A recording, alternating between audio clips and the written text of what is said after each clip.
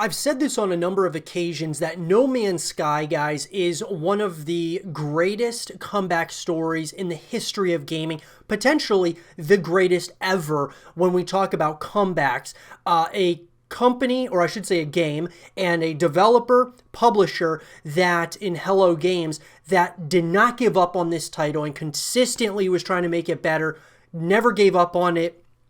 And now we see a game that is pretty special, guys, and an incredible, comeback, and all the credit and kudos to those guys over at Hello Games for all the, immense work and just belief that this was a special, special game. And so with that, guys, I want to talk about the possibility of a sequel to Dead Man's Sky, because obviously, guys, you could spend so much time playing this game, right? I mean, just so many different planets and just so much that you could potentially do in No Man's Sky. The question is this a game that they're just going to consistently keep updating and just, people, as time goes, more and more people will, jump on board and join the community and such?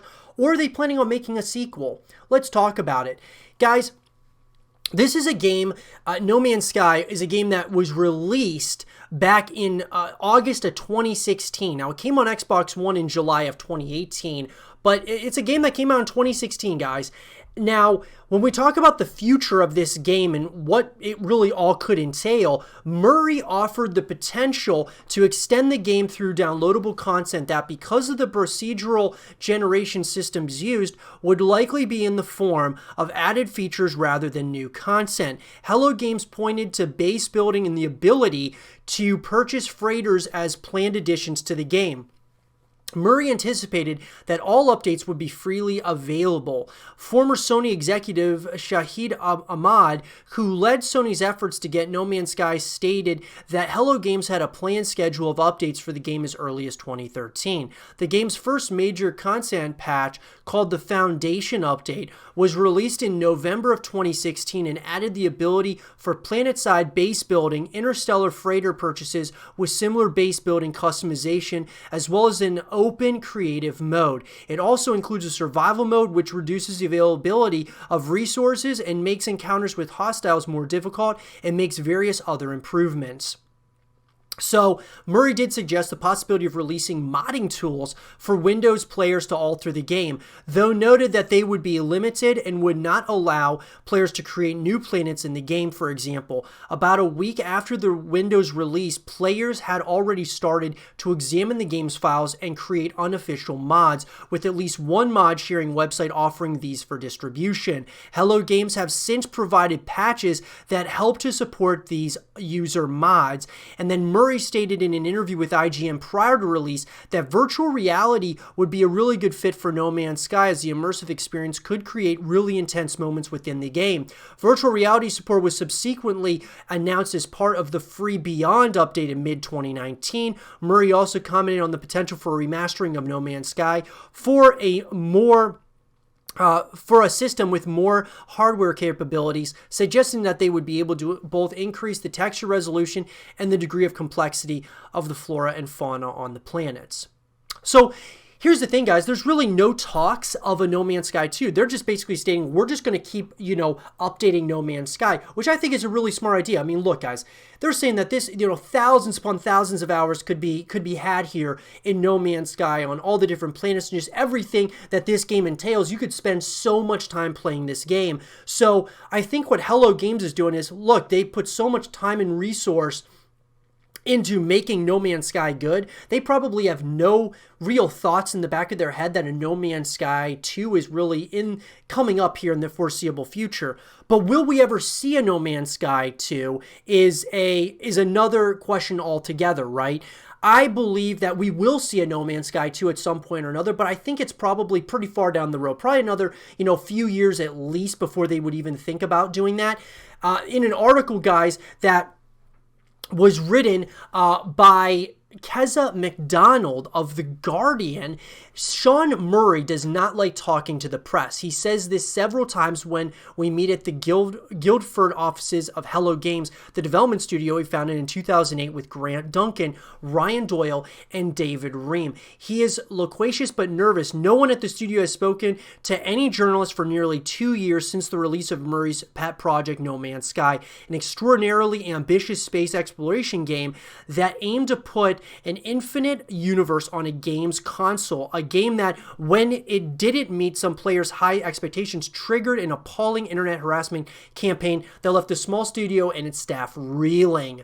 It is hard to blame him for his hesitance. Talking to the press is partly what led to Murray's ordeal in the first place. As the visible creative lead of No Man's Sky, the person who talked up the science fiction game and its enormous ambitions in interviews before it was released. But you know what, guys? I think that really what this gets down to is that all of that pressure and all of that criticism of No Man's Sky, I think it actually fueled Sean Murray and the team over at Hello Games to make it better, to prove everyone wrong. And guess what? They did exactly that. The press didn't attack Hello Games when No Man's Sky turned out to be a different game than the one players had expected. Most reviews noted its emptiness, but critics also praised its lonely mood. But unwittingly, the press gave the attackers ammunition. After a couple weeks, disappointed players moved on, and the angry ones were all that were left. The internet is really good at knowing when somebody has made a mistake, says Murray. It's not necessarily the best at determining the most appropriate response, but it's really good at knowing when somebody has messed something up. We definitely messed up a whole bunch of communication. I've never liked talking to the press. I didn't enjoy it when I had to do it, and when I did it, I was naive and overly excited about my game. There are a lot of things around launch that I regret or that I would do differently. So here's the thing, guys, is that if No Man's Sky 2 did come out, I think that they would approach it in a completely new and different way. That would be, of course, Hello Games. But throughout the course of this interview, there's not much talk about a second No Man's Sky or really any indication that they want to start moving forward on another No Man's Sky game. It sounds like they just want to really make this game as good as it possibly can be, and they're certainly going in that direction. Now, instead of giving up and disappearing off the map, Murray and the studio decided to double down on No Man's Sky, keep working on it, and concentrate on what the people who are actually playing it wanted rather than the people who are furious about it. We did something that I think I've always done when I look back in my life, says Murray. When I've dealt with shitty situations when I was a kid, moving between lots of schools, or when I've had shitty bosses later in life, I basically just get my head down and I work and I avoid. I just focus on making games, making cool creative things, and that's an outlet for me. I think the team just wanted to do that.